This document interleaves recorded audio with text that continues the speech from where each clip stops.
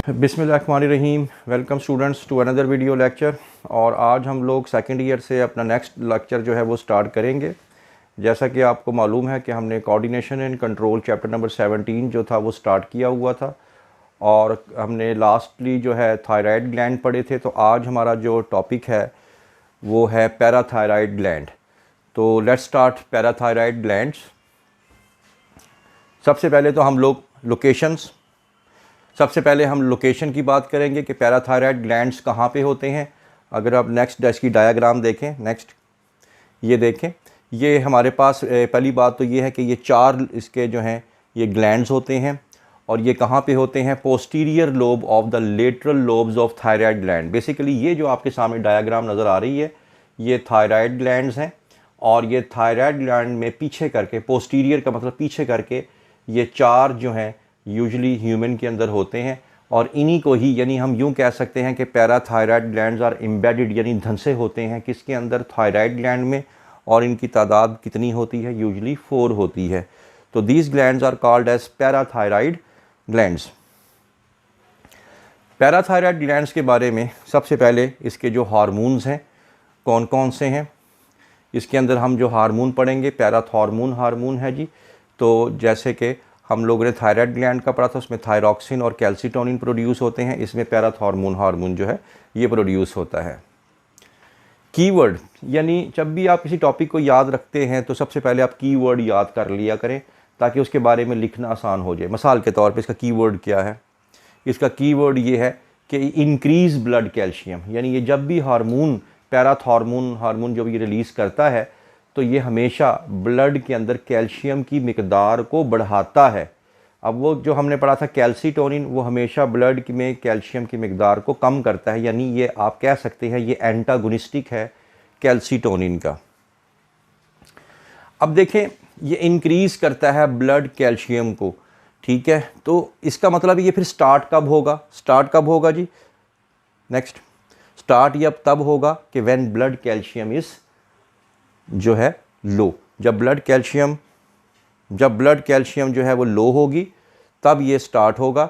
क्यों? क्योंकि इसका काम क्या है, क्योंकि जब ये ब्लड के अंदर कैल्शियम को बढ़ाता है तो ज़ाहिर बात है ये उस टाइम बढ़ाएगा जब ब्लड के अंदर कैल्शियम क्या होगी, कम होगी। और ये सप्रेस कब होगा, सप्रेस यानी रुकेगा कब, जब when blood calcium is high. तो जब ब्लड कैल्शियम हाई हो जाएगी तो फिर ये स्टॉप हो जाएगा।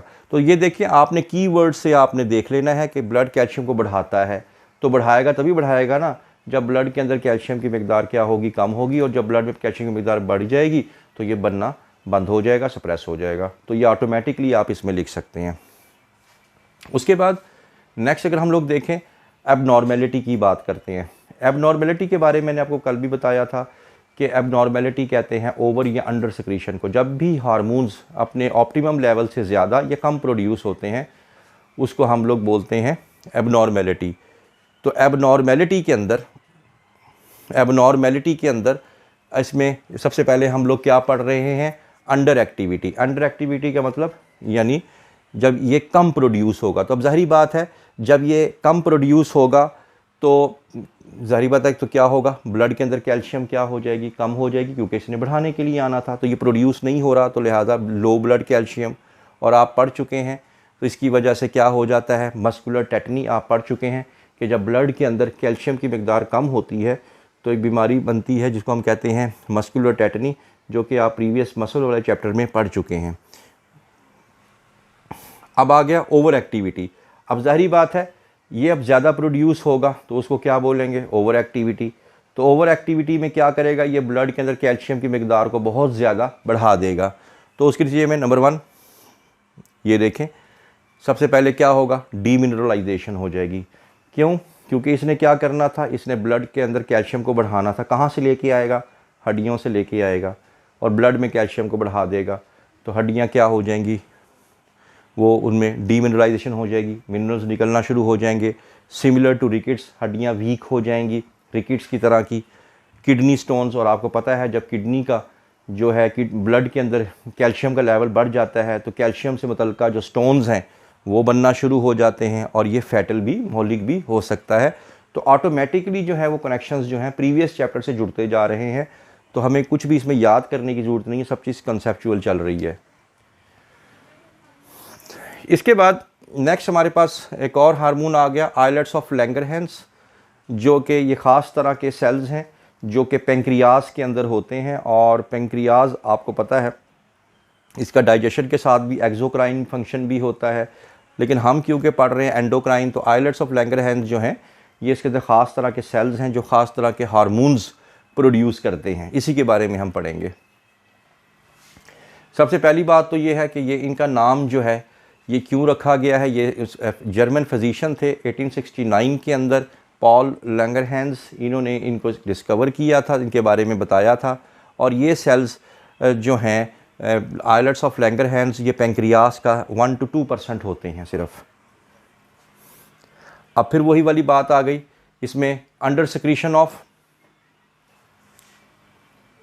द एक्शन ऑफ, यानी ये पेंक्रियाज जो है यानी आइलेट्स ऑफ लैंगरहैंस हैं, ये किसके साथ मुंसलिक होते हैं।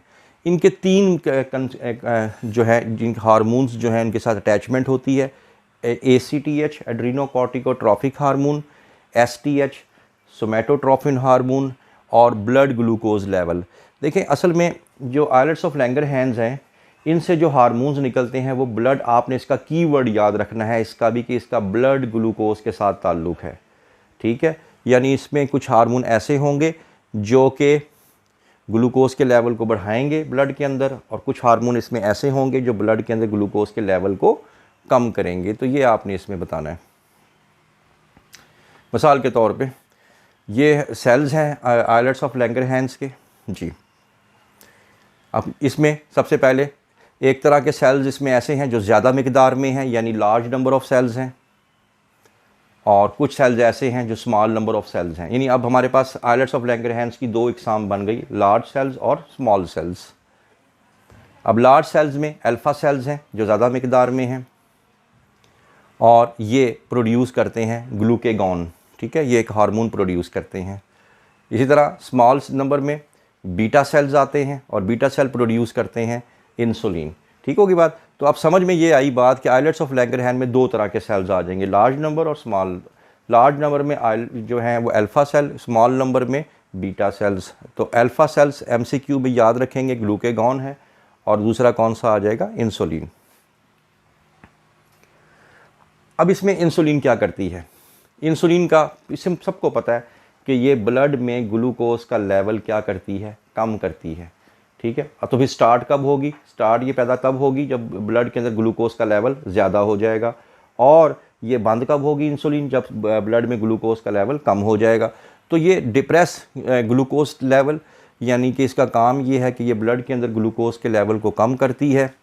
कैसे कम करती है, सबसे पहले इंक्रीज़ ग्लाइकोजन सिंथेसिस, यानी ग्लूकोज को कम करने का पहला तरीक़ाकार ये है कि ग्लूकोज को किस में कन्वर्ट कर देती है, ग्लाइकोजन के अंदर। इस तरह ग्लूकोज का लेवल कम हो जाता है। दूसरा तरीक़ाकार ये है कि increase glucose utilisation by the cell. Insulin जब पैदा होती है तो इंसुलिन जल्दी जल्दी ग्लूकोज को कहाँ फेंकती है, ब्लड से लेती है, सेल के अंदर फेंकती है, ताकि ब्लड के अंदर ग्लूकोज का लेवल क्या हो जाए, कम हो जाए।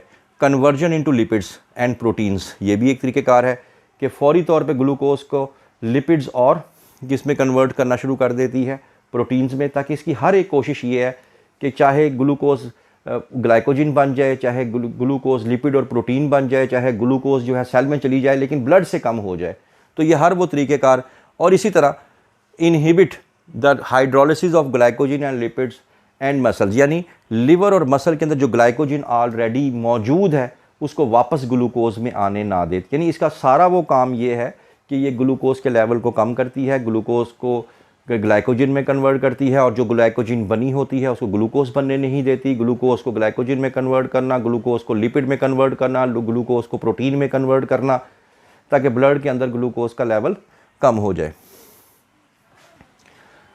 इसी तरह अगर इसकी अंडर सिक्रीशन हो जाए, ये प्रोड्यूस ना हो या कम प्रोड्यूस हो, तो फिर उस कंडीशन में हम लोग इस बीमारी को क्या कहते हैं, इस बीमारी को फिर हम कहते हैं डायबिटीज़ मेलाइटस। इसमें फिर पेशेंट जो है उसके अंदर ये इंसुलिन प्रोड्यूस नहीं होती, लिहाजा उसका ब्लड ग्लूकोज का लेवल कम नहीं होता।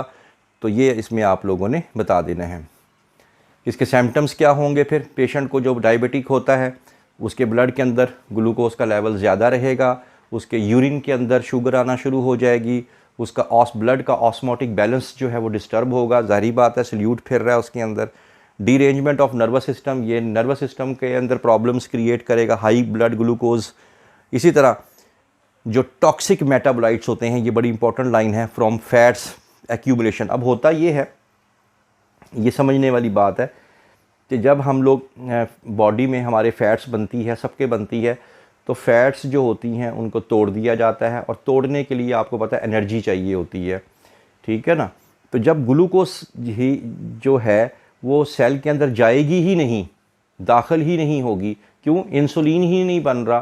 तो हम जब सेल में नहीं जाएगी ग्लूकोज तो एनर्जी नहीं मिलेगी, एनर्जी नहीं मिलेगी तो फिर वो जो मेटाबोलाइट्स हैं, वो जो कंपाउंड्स हैं, वो टूटेंगे नहीं, ठीक है। और वो ज़रा नेक्स्ट स्लाइड जाइएगा, इसमें ये देखें कि valuable cations loss through kidneys. अब बड़ी इसमें सिंपल सी बात यह है कि लिपिड्स होती है, लिपिड्स ब्रेक डाउन होती है टॉक्सिक मेटाबोलाइट्स में, इंटरमीडिएट कंपाउंड्स में। वो जो इंटरमीडिएट कंपाउंड्स होते हैं वो बहुत टॉक्सिक होते हैं, उनको मज़ीद टूट जाना चाहिए, लेकिन क्योंकि इंसुलिन नहीं है, ग्लूकोज सेल में नहीं जा रही, क्योंकि इंसुलिन नहीं है, एनर्जी नहीं मिल रही, तो वो जो टॉक्सिक मेटाबोलाइट्स हैं वो बॉडी में एक्यूमुलेट होना शुरू हो जाएंगे, और इसकी वजह से फिर वो जो वैल्यूएबल, क्योंकि बॉडी ने तो उसको किसी न किसी से निकालना है, क्योंकि बॉडी ऑप्टिमम या होम्योस्टैटिक कंडीशन कायम रखती है, तो उसको किडनी के ज़रिए निकालना शुरू कर देगी, और उसमें वाटर का भी इस्तेमाल ज़्यादा होगा, और बॉडी जो है वो डिहाइड्रेशन भी हो जाएगी, यानी हमारे वैल्यूएबल आयंस भी यूरिन में चले जाएंगे और हमारी बॉडी भी डिहाइड्रेटेड हो जाएगी। ओवर सिक्रीशन, अगर इंसुलिन ज़्यादा प्रोड्यूस हो जाए तो ज़ाहिर बात है, आपको पता है कि इसने बहुत ही ऑप्टिमम लेवल से भी ग्लूकोज को नीचे ले आना है। इस कंडीशन को कहते हैं हाइपोग्लाइसीमिया। इसमें क्या होगा? ब्लड ग्लूकोज लेवल फॉल, पता है सबको, और सेल यूटिलाइजेशन इंक्रीज़। आपको पता है कि इंसुलिन ज़्यादा होगी तो वो जल्दी से जल्दी इंसुलिन को पकड़ के सेल में डालेगी और ग्लूकोज का लेवल बहुत ही कम हो जाएगा, और ये भी कंडीशन ठीक नहीं है, इसको कहते हैं हाइपोग्लाइसीमिया। इससे क्या होता है?